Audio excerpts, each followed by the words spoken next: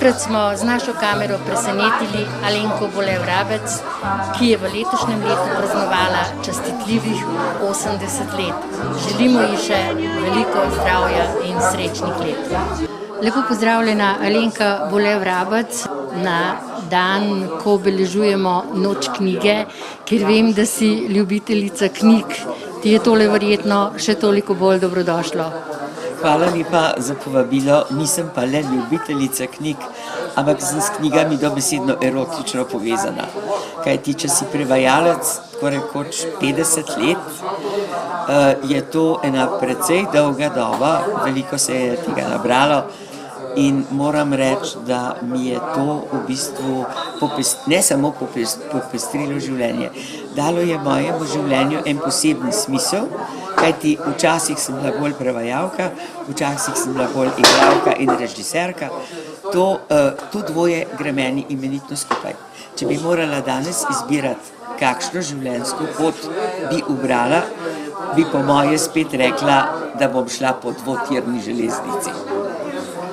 Alenka Bole Vrabec, kot si že rekla, prevajalka, igralka, povezovalka, napovedovalka in kaj vem, kaj bi še lahko rekla. Že sama te poznam več kot 20 let in vem, da te pozna skoraj vsak oder v Sloveniji, pa tudi izven meja.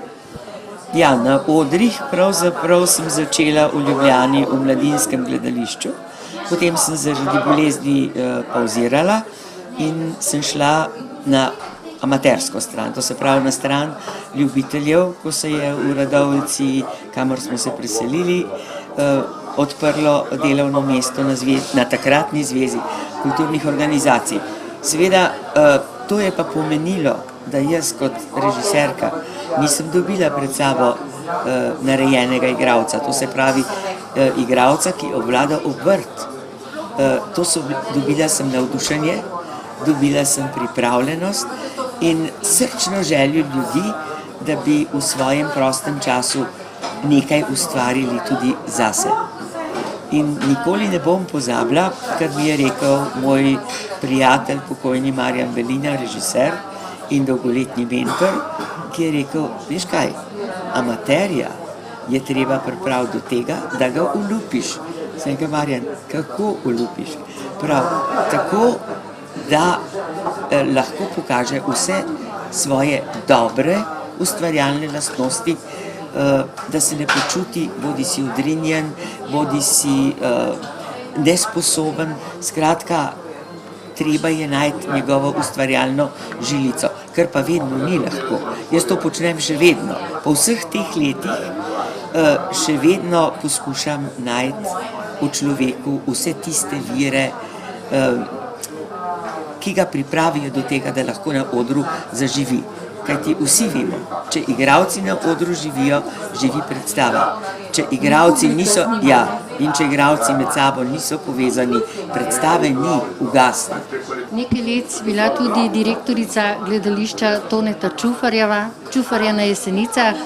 Na odrske deske se zelo rada vračaš, tudi v gledališče Toneta Čufarja. Nastopila si tudi že v muziklu. No, v glavnem, na Jesenicah sem bila v letih 99,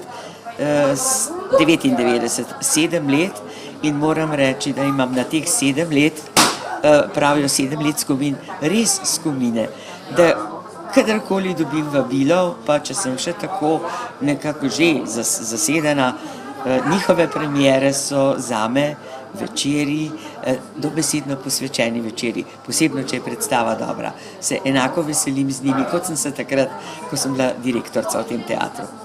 Alenka Bole Vrabec ima tudi verjetno številna priznanja, odlikovanja.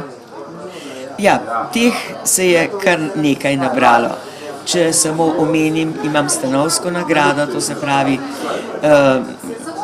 Sovretovo nagrado. Najbolj mi je pri srcu tista, ki sem jo dobila v Ljubljani, Župančičeva nagrada, ker jaz sem za Ljubljano le malce podeželanka, imam zlati znak javnega sklada za kulturne dejavnosti, pa še nekaj. Ampak povedala sem samo tiste naglavne grehe. In kateri izmed teh ti je najljubši? Težko bi rekla, vsaka nagrada pogojuje določeno obdobje dela, določeno smer dela in težko bi rekla, katera mi je najljubša. Vse pa kažejo, da sem se vse življenje bila pripravljena se še ukvarjati z marsičem, česar sem se morala sama naučiti, čemur sem morala sama priti do srčike in zato mi je, ne glede na moja leta in ne glede na upokojenost, še vedno delo zelo pri srcu. Jaz pravzaprav niti ne vem, seveda, pozna se pri razliki med pokojnino in med plačo. Samo ko sem šla jaz v pokoj, sploh nisem imela občutka, da grem v pokoj. Jaz sem si zadala samo druge cilje in upam, da bom še dolgo lahko kaj načrtovala. Nastopaš tudi v pevskem zboru, znan ti je Linhartov oder. Linhartov oder je pravzaprav moj oder. Linhartov oder sem ustanovila pred 40 leti. Letos bomo imeli 40 let in to praznujemo 9. maja z novo premiero vaje v slogu. Ne glede na to, da smo bili v Radovljici tako rekoč brez odra skozi ves ta čas, smo se uspeli obdržati. To pa zato, ker ima Radovljica toliko lepih ambientov, ki jih izkoriščamo poleti. Drugače imamo pa sicer na majhnem prostoru svoj domicil v knjižnici Antona Tomaža Linharta. Katera knjiga, Alenka, je pa tista, ki ti je najbolj pri srcu, glede na to, da praviš, da si jih prebrala veliko, še bereš? No, v glavnem, zame je to še vedno 100 let samote, pravzaprav ves ta moj špansko-južnoameriški opus in do konca življenja bom hvaležna pokojnemu Cenetu Vipotniku, našemu velikemu pesniku, ki mi je te dežele odprl. Ko sem jaz začela na Cankarjevi založbi prevajati, se je pisalo leto 1964. In Cene Vipotnik me je zasul s knjigami z tega področja. Zelo težko jih je bilo dobiti, zato ker v Španiji je takrat še vedno vladal Franco, ni bilo nobenih možnosti. Ponavadi so te knjige priromale čez kakšno tretjo osebo, ki je knjigo prinesla, bodi si poslala. Tako da smo velikokrat iskali originale in ko sem prevajala Pedra Parama, ga je gospod Vipotnik iskal po založniški poti, jaz pa moja malo avanturistična kri je pa rekla, Jugoslavija ima v Mehiki svojega kulturnega atašeja, predstavila sem se, povedala, zakaj potrebujem Pedra Parama in Eljano Eljamas, to se pravi Eljano v plamenih, poslal mi je knjigo z željo, da to dobro prevede. Alenka Bole Vrabec pa je rada potovala, verjamem, da še rada potuješ, ne pa samo to, tam si spoznavala različno kulinariko, umetnost, obiske muzejev.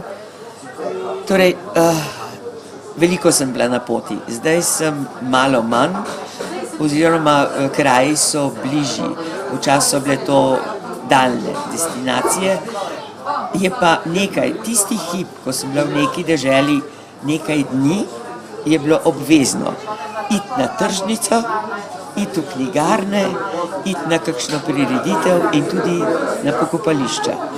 To je bil nekakšen krog, ki marsikaj pove, če se poglobiš van o deželi, kamor si prišel. In tudi o ljudeh. In kar zadeva kulinariko, nikoli nisem zahajala v kakšne restauracije z Michelinovimi zvezdicami, to je bilo tudi predrago, sredstva sem raje namenila za knjige. Jaz sem hodila vedno tja, kjer so dobro jedli domačini. In zato sem te kuhinje, recimo kompleten Mediteran, sever, tudi Anglijo spoznala po pubih, po gasthausih, če rečem po nemško, po botegah. Skratka, vedno sem šla tja ali pa sem tudi vprašala, če sem kje sedla na kavo, povejte mi, kje se v tem mestu ali pa v tej vasi dobro je. In ponavadi se je našel kakšen prijazen natakar, ki mi je pogledal in rekel, ja,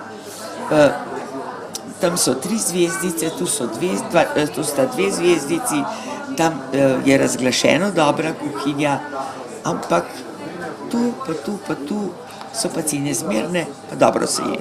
Tako da vedno sem si poiskala nekakšen kaži pot, kjer sem bila, nisem gledala samo izveskov, ampak sem se raj pozanimala. In kakšna kuhinja pa je bila tebi najbolj všeč? Kateri so tisti recepti, ki si jih pravzaprav najraje preizkušala in potem posredovala tudi drugim, da so jih poizkusili? Zdaj, tudi tu poznam dva tira. Eno je slovenska kuhinja, moja mama in predvsem moja varuška, ki je bila pri nas do moje mature, je znala imenitno kuhati. In recimo med drugo vojno, ko ni bilo ničesar, je ona coprala. In pri njej sem jaz imela občutek, da ona s tako lahkoto kuha, da lahko tudi jaz. Tako da sem se jaz pravzaprav prej naučila kuhati kot moja mama. Moja mama je bila že pred vojno računovodkinja in je bila v službi cel dan. In mi smo imeli varuško in mama je prišla sicer opoldan na kosilo in šla nazaj v službo. Tako da jaz sem bila kmalu za štedilnikom, ampak da sem se pa zares začela ukvarjati s kuho, je bilo v tem, ko sem stopila v sveti zakon. Takrat se je bilo pa treba kuhi malce več, malce bolj posvetiti in takrat se je unela tudi ta moja strast. Raziskovati tuje kuhinje, raziskovati navade in če sem kupila kuharico kot knjigo, potem redko kdaj samo tako z recepti. Vedno sem iskala knjige, kuharske knjige, ki so imele bodisi zapisano kaj o deželi, bodisi o njenih ljudeh. Skratka, pol mojih kuharskih knjig je vezano na določene osebnosti. Recimo knjiga Rusini za štedilnikom, pa Sezanova kuhinja, pa Prustova kuhinja. Seveda, teh knjig zdaj je poplava kuharic, ampak teh knjig pa v 80. in 90. letih pri nas še ni bilo dosti. To sem vse znosila iz tujine domov. Tako da moja knjižnica kuharskih knjig ima zdaj več kot 200 naslovov. Tukaj na mizi so knjige, ki jih je prevedla sama.